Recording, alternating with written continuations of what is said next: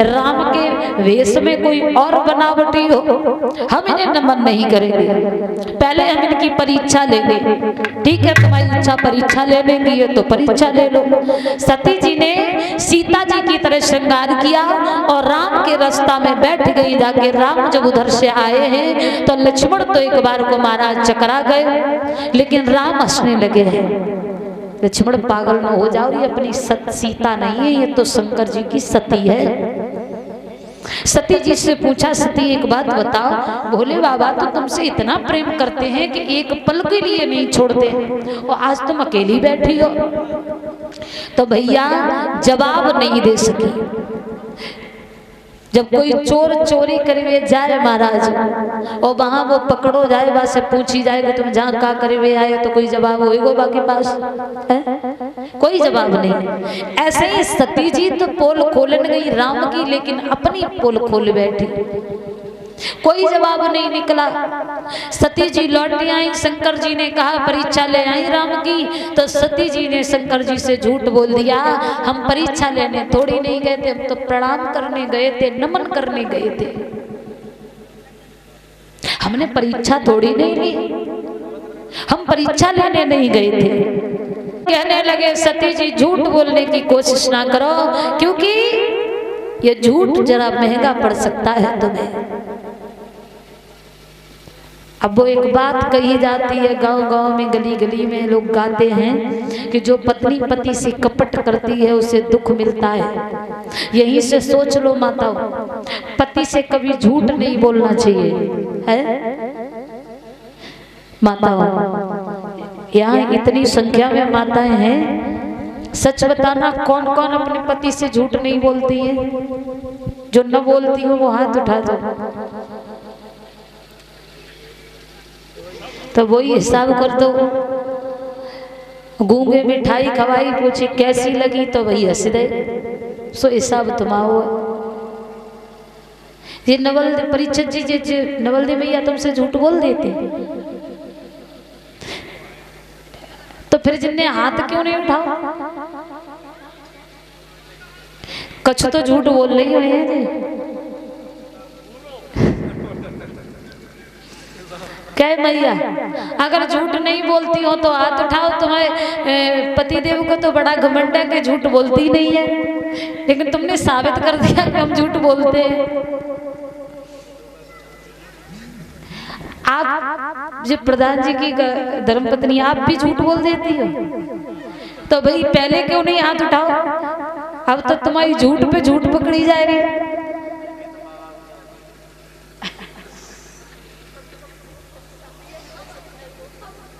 नहीं, ये बात सही, देखो थोड़ी बहुत झूठ 10-5%, 20% तक बोल लो, कोई बात ना है, लेकिन ज्यादा झूठ न बोलो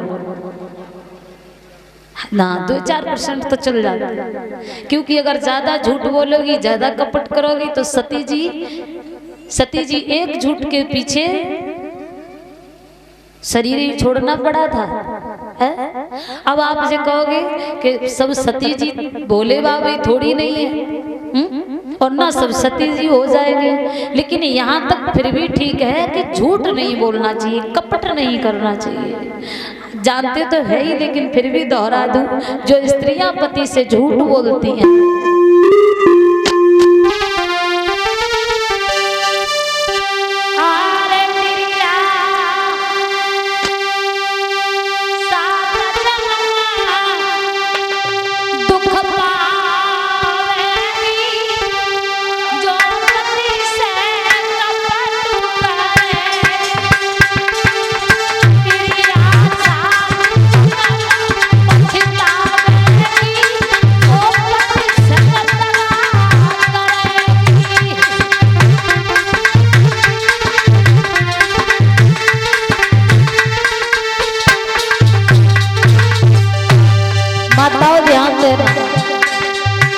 एक जन्म तो मुश्किल से कटत हुए, लेकिन अगर तुमने झूठ बोली तो कितने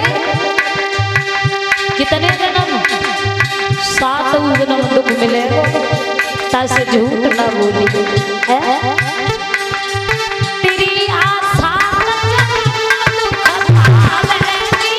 जो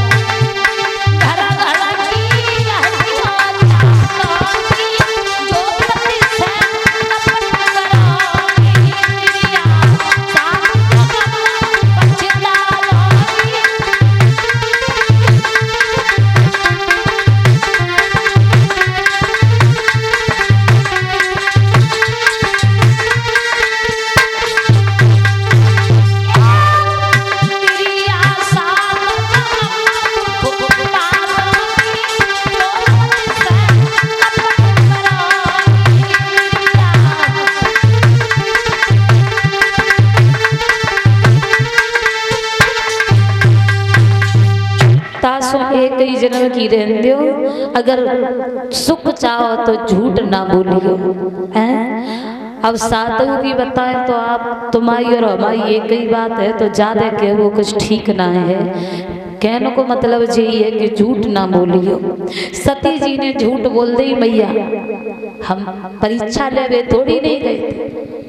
अब परीक्षित जी महाराज, ये हमारी माताओं बहनों में एक खासियत होती है, अगर इन झूठ बोले हुए होए ने तो इतनी सफाई से झूठ बोले, इतनी सफाई से उठने उठन पे बात नहीं लगे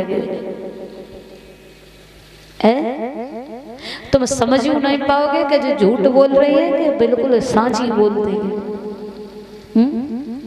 सती जी ने भोले बाबा ने प्रश्न करे पाओ के जवाब तैयार, हम परीक्षा ले थोड़ी नहीं, तुम्हें हमें तुम पे विश्वास नहीं का, हम तो केवल उन्हें नमन करे हुए गए थे। भोले भाले, भोले हैं तो बहुत भोले और भाले तो हाँ। भोले बाबा को गुस्सा आ गया, सती जी झूठ पे झूठ बोली और उसके बाद हमने पूछा तब भी झूठ बोल दिया। भोले बाबा ने कहा सती जी झूठ बोलने की कोशिश न करो, राम ने तुमसे माँ कहा है और राम हमारे पूजनीय, राम हमसे बड़े हैं क्योंकि वो विष्णु की अवतारी है। आज से तुम मेरी पत्नी जरूर हो, आज के बाद मैं तुमसे पत्नी का नाता नहीं माता का नाता निभाऊंगा। प्रण कर लिया, आंखें बंद करी और तपस्या में लीन हो गई।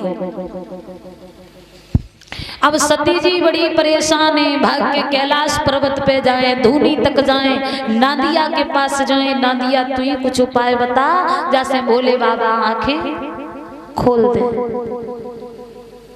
लेकिन भोले बाबा आंखें नहीं खोली, हाथ जोड़े खड़ी रही। बाबा ने न ये कहा कि मैंने तुम्हें माफ कर दिया, न कहा कि मैंने तुम्हें माफ नहीं किया है, दुविधा में खड़ी रही। हुआ ये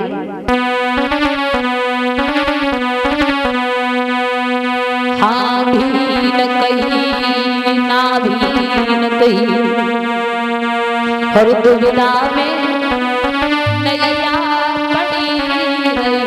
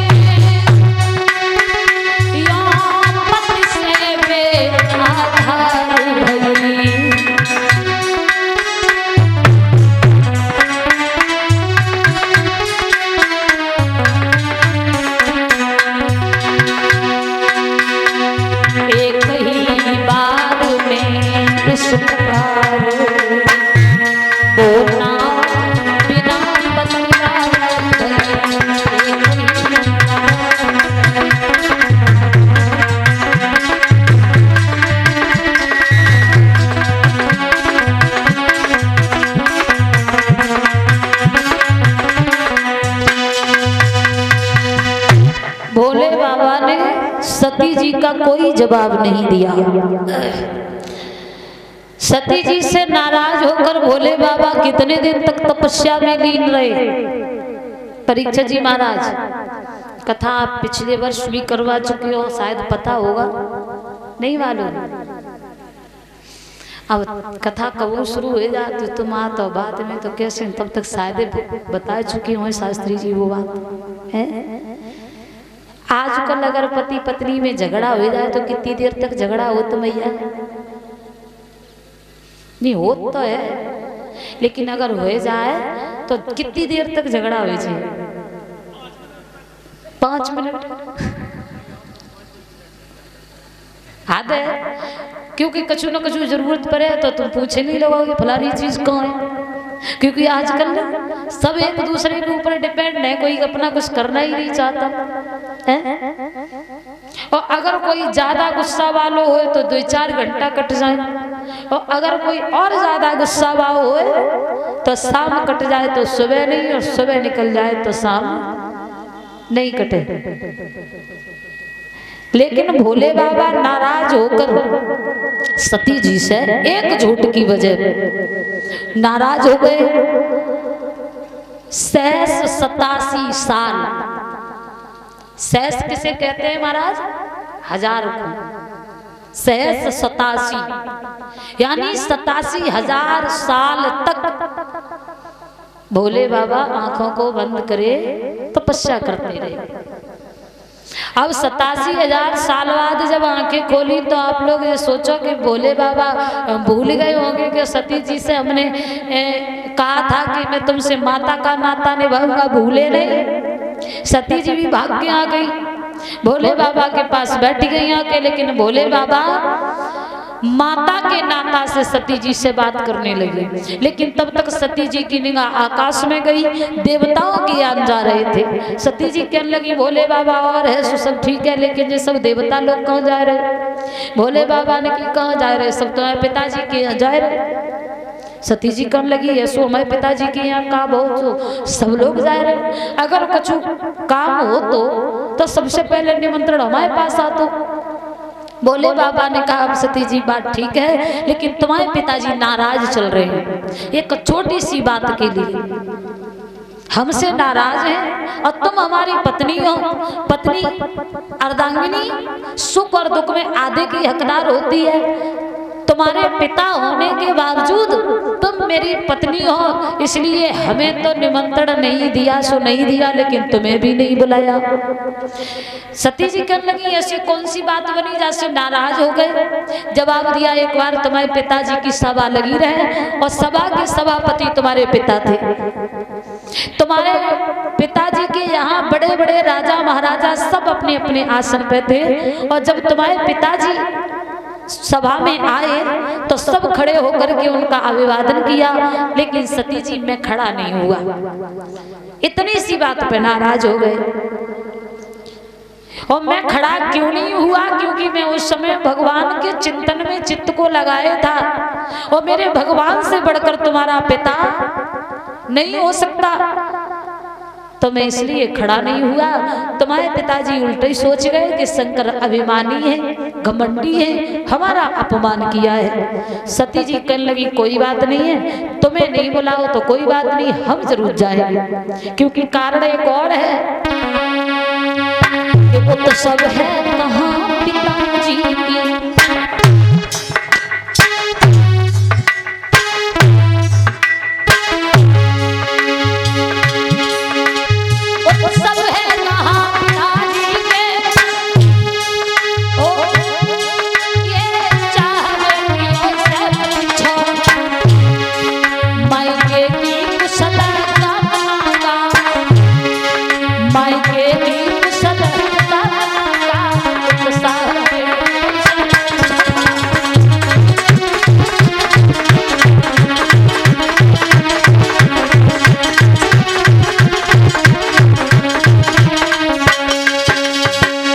जवाब दिया कारण ये है कि स्त्रियों में ये खासियत है, अगर इनके मायके में कोई काम हो तो इन्हें ससुराल में खुशी होने लगे।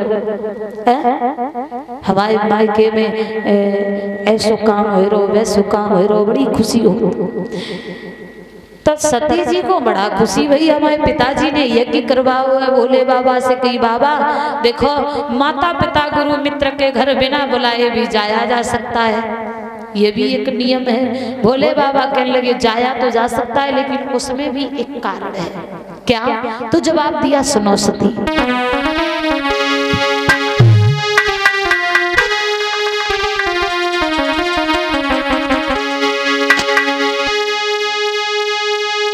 माना गुरु पिता मित्र ग्रह को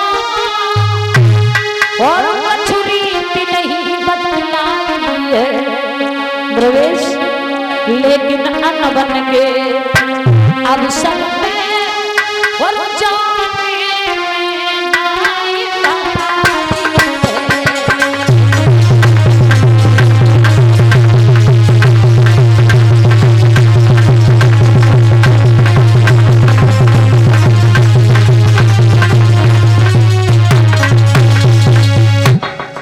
जाओ जरूर, लेकिन जरा सी भी अनबन हो, जरा सी भी मन फीके देखो तो वहां जाओ नहीं। सती जी तुम जाने के लिए पिता के वहां जा सकती हो, लेकिन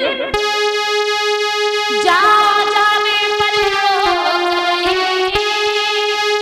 और जाने पर पछताओगी, जो बिना बुलाए जाओगी तो तुम सब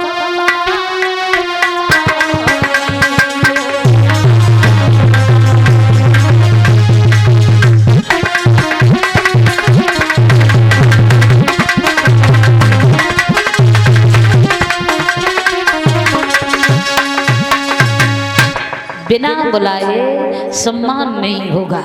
सती जी पीछे पड़ गई क्योंकि हट तो हट है, त्रिया हट है। सती जी चली हैं, तैयार हुई, भोले बाबा ने 2 गढ़ भेज दिए इन्हें पिता के यहाँ निमंत्रण में, यज्ञ में भाग दिलवा के और इन्हें साथ लेके आना।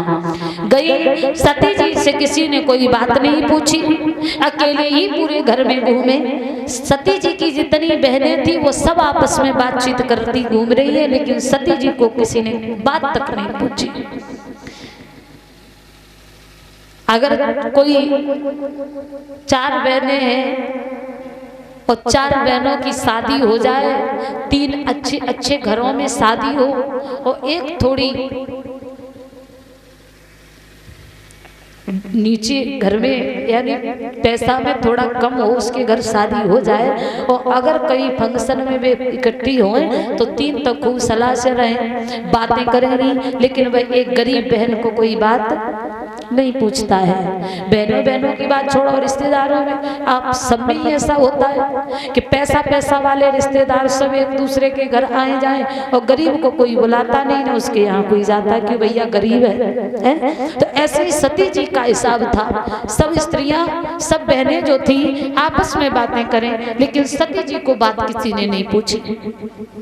अंत में यज्ञ स्थल में पहुंची जहां भोले बाबा का कोई स्थान नहीं था, तो सती जी को बड़ा क्रोध आया। ये ध्यान रखना, पतिव्रता स्त्री सब कुछ सहन कर लेगी लेकिन पति का अपमान सहन नहीं करेगी। सती जी ने कहा जहां तक मेरी बात थी तब तक तो ठीक थी, लेकिन मेरे भोले बाबा का अपमान किया है। मेरे बाप ने सब देवताओं को सबको बुलाया, सबका स्थान दिया, लेकिन भोले बाबा का कोई स्थान नहीं है। यज्ञ स्थल में खड़ी हो गई, हवाओं से दिशाओं से पृथ्वी के सब देवताओं से एक बात कही है। हवा से कहा, हे पवन देव, अगर उस कैलाश पर्वत की ओर जाओ तो भोले बाबा से एक बात कह देना। बोली